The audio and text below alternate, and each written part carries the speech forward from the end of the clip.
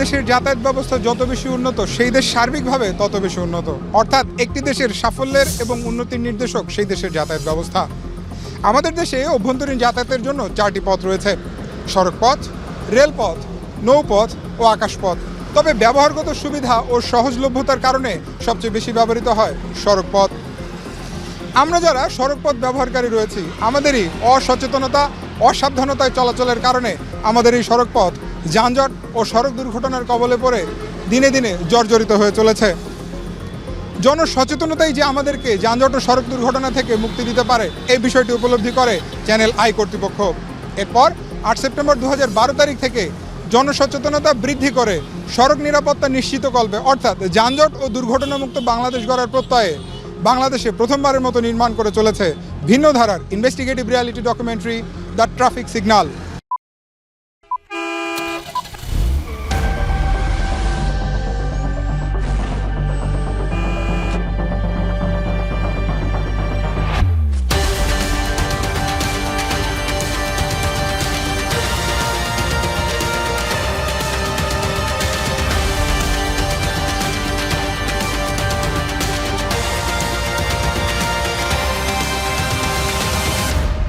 সুনাগরিক হন, ট্রাফিক আইন মেনে চলুন। দ্য ট্রাফিক সিগন্যাল দ্বিতীয় সিজন।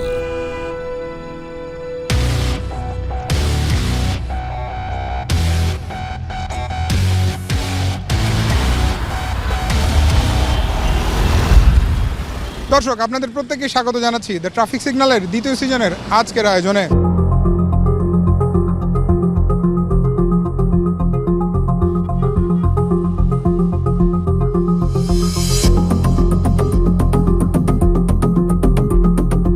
দর্শক, আজকের আয়োজনে আপনাদের সামনে আমরা তুলে ধরবো দ্য ট্রাফিক সিগন্যালের দীর্ঘ পথ চলায় যানজটের পর্যবেক্ষণমূলক যে কারণগুলো আমরা খুঁজে পেয়েছি সেগুলো। দর্শক, চলুন শুরু করা যাক আজকের আয়োজন।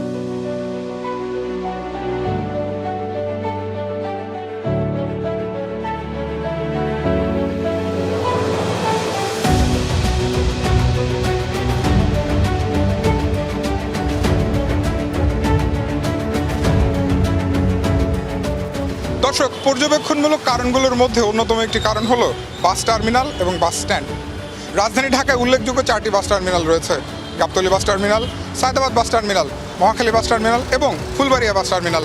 আমরা এই মুহূর্তে অবস্থান করছি মহাখালী বাস টার্মিনাল এলাকাতে। দর্শক, একটি শহরের মধ্যে যতটুকু রাস্তা থাকার কথা আমাদের ঢাকা শহরে ততটুকু নেই, এটা আমরা সবাই জানি।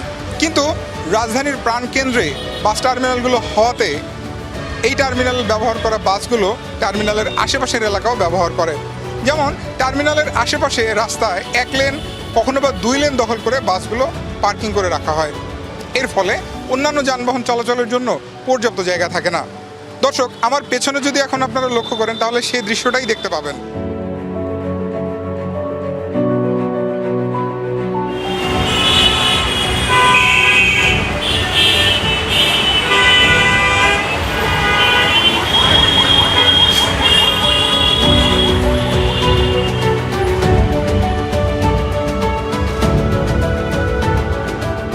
দর্শক, একটু আগে যে বলছিলাম যে আমার পেছনে যদি আপনারা দৃশ্য দেন তাহলে দেখতে পাবেন যে একটি লেন দিয়ে যানবাহনগুলো চলাচল করছে। দেখুন, 2টি লেন দখল করে বাস দাঁড়িয়ে আছে, একটি মাত্র লেন যাতায়াতের জন্য খোলা রয়েছে বা চালকরা একটি লেন ব্যবহার করতে পারছেন যাতায়াতের জন্য।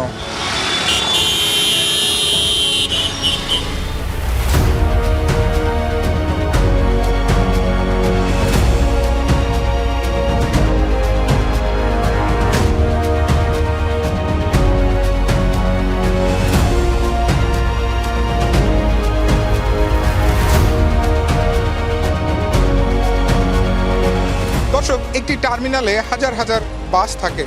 এই বাসগুলো যখন টার্মিনাল ছেড়ে যায় এবং যাত্রী নিয়ে আবার টার্মিনালে ফেরত আসে, তখন কিন্তু একটা জটলার সৃষ্টি হয় স্বাভাবিক নিয়মেই। কিন্তু শহরের প্রাণকেন্দ্রে এইরকম টার্মিনাল থাকায় টার্মিনালের আশেপাশের রাস্তাগুলো এই টার্মিনাল কেন্দ্র করে যাতায়াত করা বাসগুলো ব্যবহার করে, তা আমরা ইতোমধ্যেই আপনাদেরকে দেখিয়েছি। দর্শক, এই মুহূর্তে আপনাদের সামনে একটি তথ্য তুলে ধরতে চাই। রাজধানী ঢাকার বড় বড় সড়কগুলোতে পিক আওয়ারে প্রতি মিনিটে গড়ে 100 থেকে 120টি যানবাহন চলাচল করে। আমরা এই মহাখালী বাস টার্মিনালের আশেপাশের রাস্তায় সবসময় দেখতে পেয়েছি যানবাহনের একটা বাড়তি চাপ। এর পিছনে কারণ হচ্ছে 3 লেনের রাস্তাগুলো, 4 লেনের রাস্তাগুলো একটা লেন মাত্র ব্যবহার উপযোগী রয়েছে। কোথাও 2 লেন দখল করে, কোথাও 3 লেন দখল করে যানবাহনগুলো পার্ক করা আছে। একটাবার ভাবুন তো, যেটা 3 লেনের রাস্তা যদি প্রতি মিনিটে 300টি গাড়ি যাতায়াত করতে পারে, সেখানে যদি একটি লেন দিয়ে যাতায়াত করতে হয় তাহলে 1 মিনিটে 100টি গাড়ি যাতায়াত করতে পারবে, বাকি 200টি গাড়ি কিন্তু যাতায়াত করতে পারবে না। ওই 200টি গাড়িকেও তখন সেই ব্যবহার উপযোগী একমাত্র লেন দিয়েই যাতায়াত করতে হবে। তাহলে বাড়তি যেই চাপটা আছে সেটা কোথায় যেয়ে পড়বে একবার ভাবুন। এর ফলাফল যানজট তো হবেই। আমরা যতই চেষ্টা করি যানজট নিরসনের, আমরা যদি নিজেদের জায়গা থেকে সচেতন না হই, এই শহরের মধ্যে যারা নগর পরিকল্পনাবিদগণ আছেন, প্রশাসনের দায়িত্বে যারা আছেন, সংশ্লিষ্ট কর্তৃপক্ষে যারা আছেন, তারা যদি এই বিষয়গুলো গুরুত্ব দিয়ে না ভাবেন, এই টার্মিনালগুলোকে যদি নিয়ম শৃঙ্খলার মধ্যে না আনেন যে যানবাহনগুলো টার্মিনালের ভেতরেই থাকবে, সেখান থেকে যাত্রী নিবে, তারপর উঠে চলে যাবে, এইরকম নিয়ম শৃঙ্খলার মধ্যে যদি যানবাহনগুলোকে আনা না যায়, তাহলে এই টার্মিনাল কেন্দ্রিক এলাকার যানজট কখনোই নিরসন করা সম্ভব হবে না।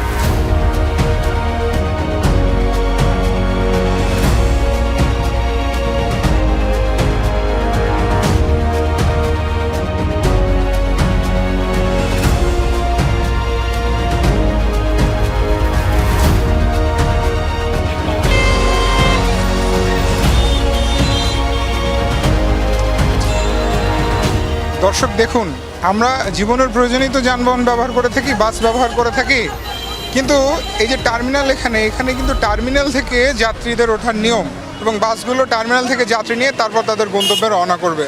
অথচ টার্মিনাল থেকে বের হয়ে ঠিক রাস্তার পাশে দাঁড়িয়ে একটা লেন দখল করে যাত্রী ওঠানামা করছে। এই বিষয়টি আমরা আপনাদেরকে জানাতে চেয়েছি, অবগত করতে চেয়েছি। এখন দেখার বিষয় সংশ্লিষ্ট কর্তৃপক্ষ কী পদক্ষেপ গ্রহণ করেন।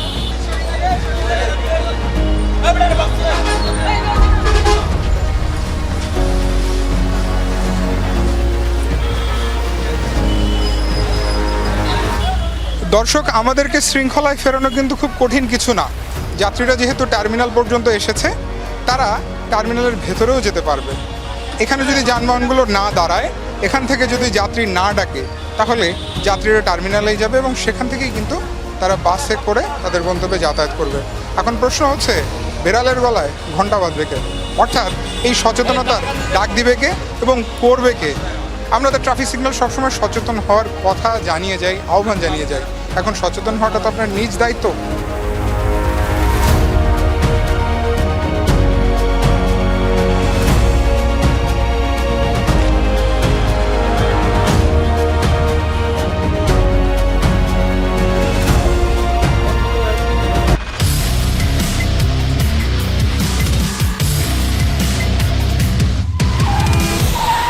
দ্য ট্রাফিক সিগন্যাল দ্বিতীয় সিজন।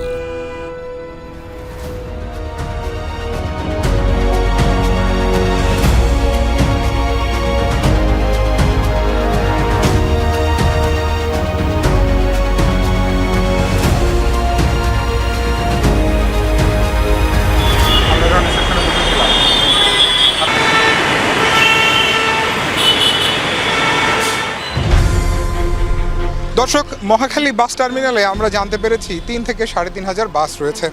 এই বাসগুলো যখন যাতায়াত করে, তারা 16 থেকে 20টি রুটে যাতায়াত করে। প্রত্যেক দিন যদি গড়ে এই বাসগুলো তাদের গন্তব্যে যায় এবং আবার ফিরে আসে, তাহলে একবার ভাবুন মহাখালী বাস টার্মিনালকে কেন্দ্র করে কী পরিমাণ যানবাহন চলাচল করে, এবং প্রত্যেক বাসে যদি গড়ে 20 জন করেও যাত্রী থাকে, তাহলে কী পরিমাণ মানুষের আগমন ঘটে এই মহাখালী বাস টার্মিনালে। তার মানে টার্মিনাল কিন্তু দোষের কিছু না। টার্মিনাল আমাদের জীবনের প্রয়োজনে, আমাদের যাতায়াতের প্রয়োজনে, আমাদের যাতায়াতটাকে আরও সহজতর করার প্রয়োজনে। কিন্তু এই টার্মিনালে যদি হয় যানজটের কারণ, তাহলে আমরা বারণ করব কাকে?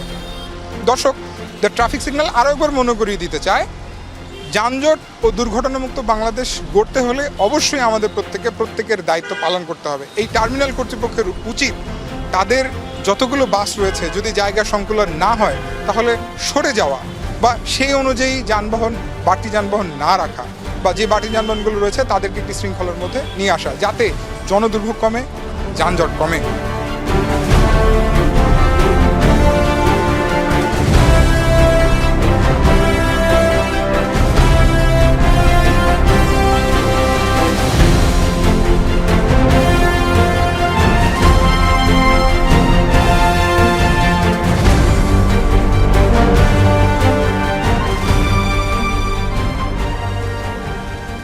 যেটা আমাদের হাতে নেই সেটা আপনাদের মাধ্যমে আমি দেশের সর্বোচ্চ মহলে পৌঁছে দিতে চাই। সেটা হচ্ছে যদিও এই বিষয় নিয়ে হয়তোবা আমাদের পুলিশেরই ঊর্ধ্বতন মহল, রাজনীতির যারা দেশ চালাচ্ছেন তাদের ঊর্ধ্বতন কর্তৃপক্ষ, প্রশাসন, নেতৃবৃন্দ সবাই হয়তো অবগতও আছেন।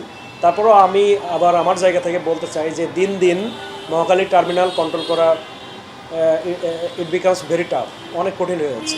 টার্মিনালে টোটাল গাড়ির ধারণ ক্ষমতা আছে অনলি 400, তার ভিতরে 100 গাড়ি অলওয়েজ থাকে। তো অলওয়েজ গাড়ি 100 বাদ দিলে আমরা যেটা কাউন্ট করলাম সেটা হচ্ছে অনলি 300 গাড়ি প্রতিদিন, প্রাত্যহিক 300 গাড়ি টার্মিনালটাকে ব্যবহার করার উপযোগী থাকে। কিন্তু অ্যালটমেন্ট কিংবা রুট পারমিট কিংবা সব মিলিয়ে এই টার্মিনাল ব্যবহার করে হচ্ছে 2700-র উপরে গাড়ি, 2600 থেকে 2700 গাড়ি। তো অনলি 300 গাড়ির ধারণ ক্ষমতা একটা টার্মিনালে, সেখানে 26 থেকে 2700 গাড়ি যদি এখানে ব্যবহৃত হয় তো তারা থাকবে কোথায়? আমরা যখন কন্ট্রোল করতে যাই, রোড কন্ট্রোল করা তো আমাদের কাজ, আমাদের মেইন কাজ ট্রাফিক কন্ট্রোল করা, রোড ক্লিয়ারেন্স রাখা, জনগণের ভোগান্তি দূর করা। তো তারা যখন আমাকে একটা প্রশ্ন করে যে স্যার আমরা গাড়ি রাখবো কোথায়, আমার এই প্রশ্নের অ্যান্সার থাকে না, যার কারণে আমি আমার যে আইন এক্সিকিউট করার যে লেভেলটা, আমি একটা লেভেলের বাইরে আর তখন যেতে পারি না। আমার তখন মনে হয় যে তাইলে তো ওদের তো আমি জায়গা দিতে পারছি না, তো আমি ওদেরকে অর্ডার দেবো কোথায় রাখার জন্য। তো সেই হিসেবে তখন যেটা হয় যে নমনীয় এবং মিলেমিশে এবং আমার ফার্মলি আমি আইনটা এক্সিকিউট করতে পারছি না, যেটা আমার মনে হয় যে এটা রাষ্ট্রীয় একটা সমাধানের ইস্যু। এই টার্মিনালটা এখন একটা বিস্ফোরা হয়ে গেছে, এটা সবাই বলে, আমি আবার নতুন করে বললাম, এটা একটা সমাধান যদি না করা যায়, দিনকে দিন আমার মনে হচ্ছে আরও টার্মিনালে বাসের যে অ্যালটমেন্ট এটা আরও বাড়তেছে। যদি বাড়তে থাকে এভাবে আমাদের কন্ট্রোলের বাইরে চলে যাবে। আমরা তখন প্রতিদিন ওদের সাথে আমাদের যুদ্ধ করে তাদেরকে হচ্ছে আমার কমান্ড এস্টাবলিশ করালাম। তো আমি কমান্ড এস্টাবলিশ এখানে করাটা ভেরি টাফ হয়ে যাচ্ছে। এটা আমি অসহায়তা প্রকাশ করছি না, আমরা মিলেমিশে কাজ করি। মালিক সমিতি যথেষ্ট কোঅপারেটিভ, আমার সাথে যথেষ্ট হেল্পফুল। শ্রমিক যারা সমিতিতে আছে তারা আমাকে সর্বাত্মক সহযোগিতা করে, বাট সবাই অসহায় টাইপের। আমি বলতে চাচ্ছি এটা রাষ্ট্রীয় যদি সমাধান না হয় তাহলে আমাদের ভবিষ্যতে একটা কন্ট্রোলের অভাব দেখা যেতে পারে। মহাখালী টার্মিনাল কন্ট্রোল করতে আমাদের বেগ পেতে হতে পারে।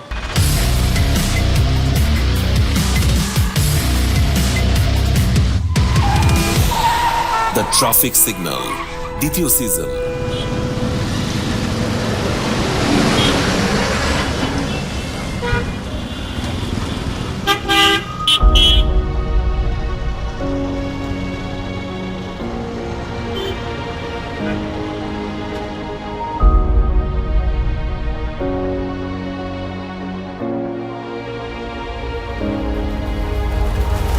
দর্শক, যানজটের পর্যবেক্ষণমূলক আরও একটি কারণের সামনে আমরা এই মুহূর্তে দাঁড়িয়ে আছি, আর সেটি হচ্ছে বাস স্ট্যান্ড। দর্শক, প্রশ্ন থেকে যায় বাস স্ট্যান্ড কী করে যানজটের কারণ হতে পারে। দর্শক, এখানেও বাস স্ট্যান্ডের সদ্ব্যবহার নিশ্চিত করতে না পারার কারণেই অতিরিক্ত যানজটের সৃষ্টি হচ্ছে। আমরা দাঁড়িয়ে আছি এই মুহূর্তে খিলগাঁ পুলিশ ফাঁড়ি বাস স্ট্যান্ডের সামনে। বাসাবো থেকে যেই লুপটি নেমে এসেছে খিলগাঁ হয়ে মালিবাগ রেলগেটের দিকে, ঠিক তার মুখের সামনেই বাসগুলো দাঁড়াচ্ছে। অথচ একটু সামনে আসলেই, আমার পেছনে দৃষ্টি দিলেই দেখতে পারবেন যে একটি বাস স্ট্যান্ড রয়েছে। এই বাস স্ট্যান্ডে কিন্তু কোনো বাস দাঁড়াচ্ছে না। এখন প্রশ্ন হতে পারে যে এই বাস স্ট্যান্ডটা ব্যবহার অনুপযোগী সে কারণেই দাঁড়াচ্ছে না, নাকি মানুষজন বাস স্ট্যান্ডে দাঁড়ায় না, মানুষজন সেই জায়গাগুলোতেই দাঁড়ায় বিধায় বাসগুলো এসে ওখানেই দাঁড়ায়। এখন একজনকে তো শৃঙ্খলায় আসতেই হবে, হয় চালক শ্রেণীকে, না হলে আমরা যারা যাত্রী আছি, যানবাহন ব্যবহারকারী আছি তাদেরকে। আমরা যদি নির্দিষ্ট স্থানে এসে দাঁড়াই, নির্দিষ্ট স্থান থেকে যানবাহনে ওঠানামা করি, তাহলে কিন্তু অনাকাঙ্ক্ষিত অনেক দুর্ঘটনা বা অতিরিক্ত যানজট থেকে আমরা এড়িয়ে চলতে পারবো এবং সেটা নিরসন করাও সম্ভবপর হবে।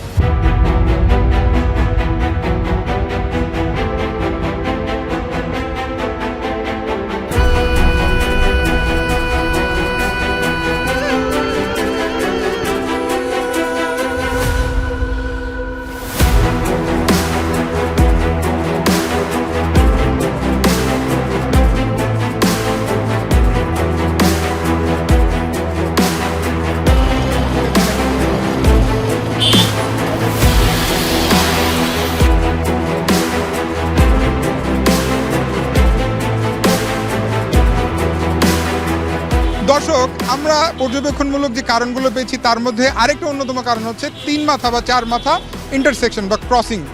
আমরা এই মুহূর্তে গোলাপবাগ ক্রসিংয়ে দাঁড়িয়ে আছি, 3 মাথার মোড়ে ইন্টারসেকশনে। এখান থেকে আমরা যা দেখতে পাচ্ছি, দেখুন আপনারা আমাদের সাথে দৃষ্টি দিন, ওই সায়দাবাদ জনপদের পাম্পের ওই রাস্তাটা থেকে ধলপুর কমিউনিটি সেন্টারের ওই দিক থেকে যে রাস্তাটা এসে গোলাপবাগ মোড়ে মিলিত হচ্ছে, সেই রাস্তাটার মোড়ের উপরেই যানবাহনগুলো যাত্রী ওঠানামা করাচ্ছে। আর সে কারণে সায়দাবাদ জনপদ থেকে অথবা সায়দাবাদ ফ্লাইওভার হয়ে যে যানবাহনগুলো নামছে তারা কিন্তু যেতে পারছে না ঠিকমতো। এখনও যদি আপনারা দৃষ্টি দেন, দেখবেন যে অনাবিল পরিবহন, তার সামনে লাভবাহিক পরিবহন রয়েছে, এই বাসগুলো কিন্তু এই মোড় থেকেই যাত্রী ওঠানামা করায়। আমাদের ঢাকা শহরের প্রত্যেকটা 3 মাথা 4 মাথা ইন্টারসেকশনের একই দৃশ্য। এই দৃশ্যগুলো আমরা যখন দেখি, আমরা কি একটাবার ভাবার চেষ্টা করি যে আমি 1 মিনিট দাঁড়িয়ে যাত্রী ওঠানামা করার কারণে আমার পেছনে কতগুলো গাড়ি দাঁড়িয়ে যায়, কতগুলো গাড়ির চলাচল আমি ব্যাহত করছি। আমাদের চালকরা কবে সচেতন হবে, চালকের সহকারীরা কবে এই জিনিসগুলো বুঝবে, যারা আইন শৃঙ্খলা রক্ষাকারী বাহিনীতে আছি আমরা কবে এই বিষয়গুলো মান্যতায় নিয়ে আসতে পারবো? প্রশ্ন কিন্তু থেকেই যায়। দর্শক, চলুন আমরা আরও কিছুক্ষণ পর্যবেক্ষণ করে এই 3 মাথা ইন্টারসেকশনের আরও বিস্তারিত কিছু আপনাদের সামনে তুলে ধরার চেষ্টা করব।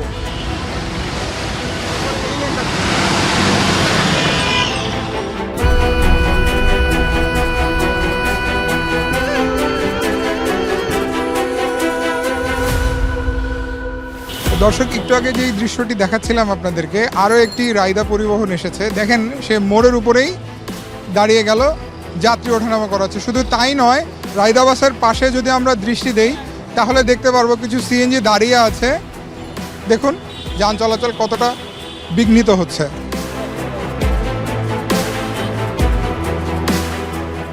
দর্শক, আমরা এতক্ষণ ছিলাম গোলামবাগ ইন্টারসেকশনে। আমরা এখানকার পরিস্থিতি নিজেরা দেখেছি, আপনাদের সামনে তুলে ধরেছি। এখন এই সার্বিক পরিস্থিতি নিয়ে আরও বিস্তারিত জানার চেষ্টা করব এখানে দায়িত্বরত ট্রাফিক ইন্সপেক্টর মহোদয়ের সঙ্গে কথা বলে। আসসালামু আলাইকুম, কেমন আছেন আপনি? ওয়ালাইকুম আসসালাম, আলহামদুলিল্লাহ ভালো।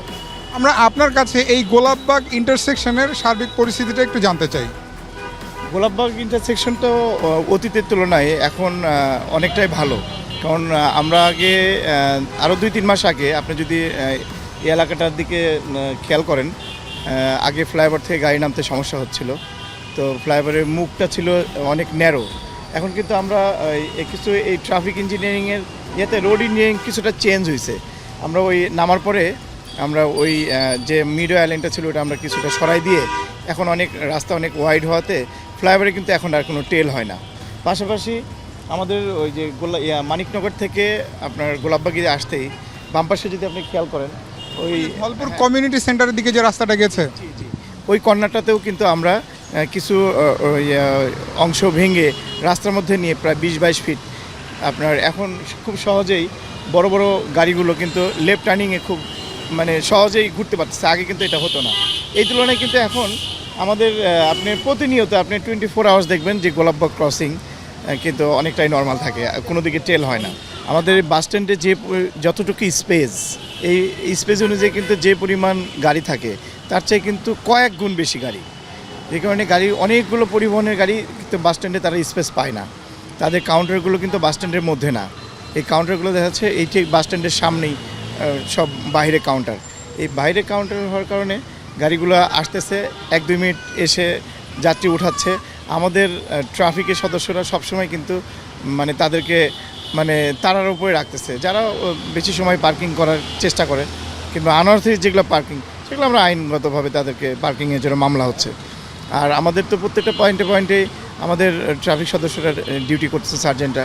এছাড়াও যেই সকল গ্যাপগুলোতে কিন্তু আমাদের সিরাডাঙ্গুরা ডিউটি করে, যেটাকে আমরা সবাই হলুদ সার্জেন্ট বলি। তো এই ওভারঅল সবাই অক্লান্ত পরিশ্রম করে কিন্তু এই ট্রাফিক ব্যবস্থাপনাটাকে কিন্তু এখন পর্যন্ত সুন্দর রাখার চেষ্টা করতেছে।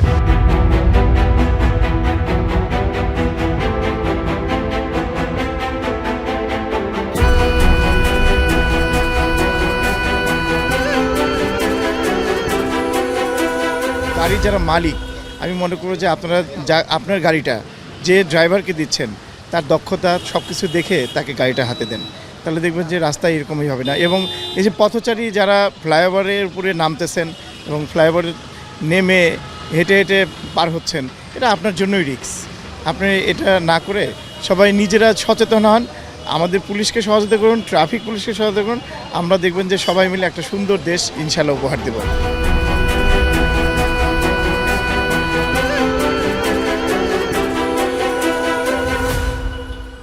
অবশ্যই কোনো ইন্টারসেকশনের মধ্যে কোনো গাড়ি দাঁড়ানোর কোনো সুযোগই নাই। সুযোগ থাকলে তো ইন্টারসেকশনে অপোজিটগুলো গাড়িগুলো যাওয়ার কোনো ইয়ে থাকে না।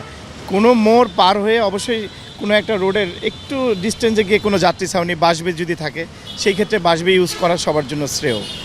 আর সবাই যদি বাসবে ইউজ করে তাহলে ইন্টারসেকশনগুলোতে এই প্রশ্ন আর থাকবে না। আপনাকে অসংখ্য ধন্যবাদ। Thank you.